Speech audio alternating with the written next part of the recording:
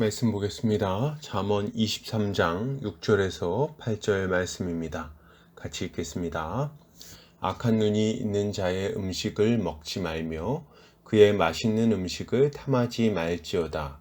대저 그 마음의 생각이 어떠하면 그 위인도 그러한즉 그가 내게 먹고 마시라 할지라도 그의 마음은 너와 함께하지 아니함이라. 내가 조금 먹은 것도 토하겠고 내 아름다운 말도 헛된 대로 돌아가리라. 아멘. 잠언 23장 6절에서 8절까지 악인의 음식을 탐내지 마라 라는 제목으로 말씀 보도록 하겠습니다. 신자는 이익을 따라 살아가지 않고 의를 따라 살아가는 자입니다. 왜요? 이익을 따라 살아가는 것이 우리의 삶을 위태롭고 고통스럽게 할 수 있다는 것을 잘 알기 때문입니다. 오늘 본문을 통해서 이에 대해 함께 살펴보도록 하겠습니다. 오늘 잠언 기자는 악한 눈이 있는 자의 음식을 먹지 말며 그의 맛있는 음식을 탐하지 말라고 말합니다. 이것을 타번역본에서는 너는 인색한 사람의 빵을 먹지 말며 그가 온갖 맛있는 음식을 먹는 것을 보고 탐내지 마라 라고 번역하고 있습니다. 여기서 악한 눈이 있는 자는 라아인이라는 단어를 사용하고 있는데 이 단어는 나쁜 눈을 가진 자라는 의미를 가지고 있습니다. 본문에서 이 단어는 재물에 주목하는 눈, 즉 탐욕스러운 눈을 가진 사람을 말하고 있다고 볼 수 있습니다. 그리고 탐하다는 아바라는 단어를 사용하고 있는데 이 단어는 바라다, 소원하다, 열망하다 등의 의미를 가지고 있어요. 그러니까 정리해 보면 욕심 많고 인색한 사람의 음식을 먹거나 탐내지 말라고 권면하고 있는 것입니다. 그러면 남이 사는 밥만 먹지 않으면 괜찮은 겁니까? 아니죠. 본문에 나오는 음식은 먹을 것만을 말하는 것이 아니라 여러 가지 종류의 이득을 의미하는 것으로 볼 수 있겠습니다. 그러니까 이것은 탐욕스럽고 인색한 사람이 제공하는 이득을 탐내지 말라는 경고라고 볼 수 있는 거죠. 그러면 본문은 왜 이런 사람들의 이득을 탐내지 말라고 말하는 걸까요? 그 이유는 분명합니다. 그것을 주는 자가 호의를 가지고 베푸는 것이 아니기 때문입니다.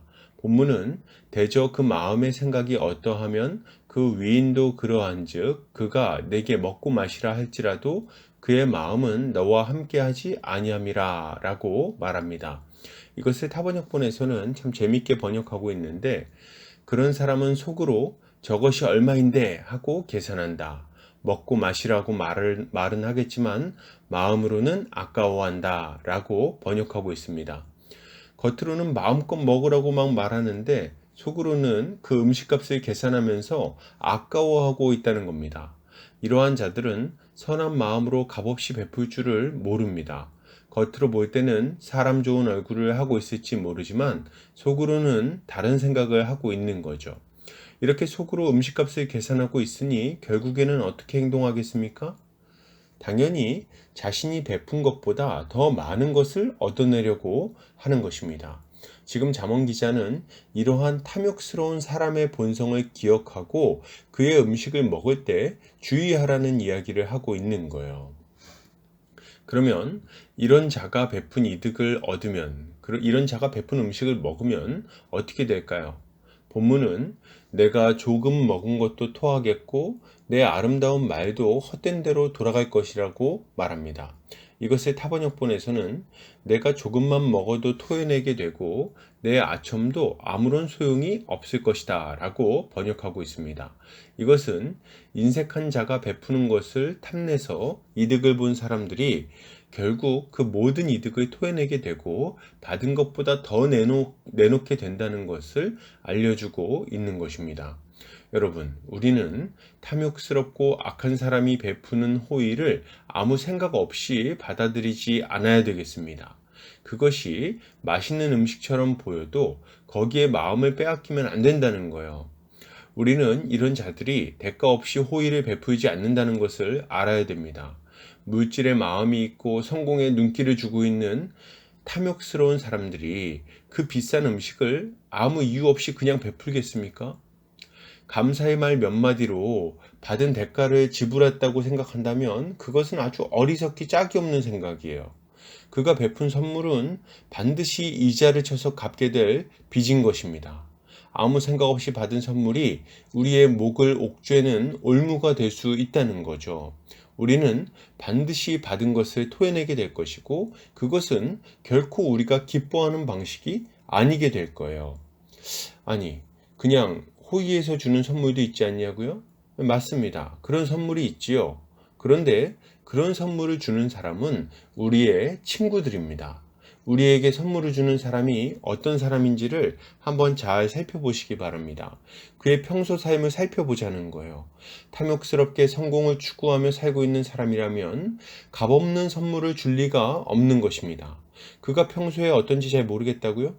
그러면 그런 사람이 주는 선물이 대가성 없는 선물이라는 것을 무엇을 보고 확신하는 겁니까? 어떠한 관계도 형성한 적이 없는데 왜 그 비싼 선물을 주냐는 거예요. 그냥 주는 건 맞습니까? 당연히 아니겠지요. 우리는 비둘기처럼 순결한 동시에 뱀처럼 지혜로워야 되는 거예요. 그러므로 여러분, 이것을 생각할 때 우리는 어떤 모습을 가져야 될까요? 먼저 우리는 악한 자들이 베푸는 이득을 멀리해야 되겠습니다. 물론 이렇게 결정하고 살아가는 것은 결코 쉬운 일이 아닙니다. 왜냐하면 악한 자들이 준다고 하는 이득이 너무 달콤한 것들이기 때문입니다. 그러나 이런 유혹이 찾아올 때 당장 먹는 맛있는 음식이 어느 순간 내 목을 조를 수 있다는 것을 기억하시기 바랍니다. 악인들의 음식을 먹으면서 악인들의 요구는 거절할 수 있겠습니까? 결국에는 원하지 않는 일에 발을 담그게 될 것이고 악인들의 죄에 얽히게 될 것입니다. 좋은 게 좋은 것이 아닙니다. 우리는 이런 악한 선물을 잘 분별하고 단호하게 거절해야 되는 거예요. 그러면 우리는 어떻게 살아야 될까요? 우리는 달콤한 이득에 마음을 빼앗기지 말고 의로운 삶을 살기를 힘써야 되겠습니다. 무엇이 나에게 유익하고 이득이 되는가에 관심을 두기보다는 무엇이 의로운 길인지, 무엇이 그리스도를 따르는 길인지에 관심을 두어야 하겠습니다. 무엇보다도 우리는 그리스도를 바라보며 십자가의 길을 걸어가야 하는 거죠. 여러분, 마귀는 자신에게 절하면 천하 만국을 주겠다고 주님을 시험했습니다. 그 유혹이 얼마나 컸을까요? 십자가를 질 것이냐, 세상을 다 가질 것이냐를 정해야 했습니다. 그러나 주님은 이때 흔들리지 않으시고 말씀을 의지하여 하나님께만 경배하고 하나님만을 섬길 것이라고 선포하셨습니다. 이것이 우리가 바라보며 날마다 선포해야 할 말씀인 거예요. 우리는 악한 자의 유혹에 마음이 흔들릴 때마다 이 주님을 바라봐야 되겠습니다. 물질이나 성공에 마음을 빼앗기지 않으시기 바랍니다. 오직 구주 하나님만을 경배하고 그분만을 섬기는 삶을 살아야 되겠어요. 이것이 신자가 가져야 할 마땅한 모습일 것입니다. 결론을 드립니다. 여러분, 악인의 음식에 마음을 빼앗기지 않으시기를 바랍니다. 그것이 가져올 난처하고 고통스러운 결과를 기억하고 그 유혹을 거절합시다. 유혹을 이기고 주의 뜻을 따라 살아갈 때 주님은 우리의 인생을 평안하고 복된 모습으로 세워 주실 것입니다. 오늘도 주님의 지혜로 승리하는 성도님들 되시기를 주의 이름으로 축복합니다.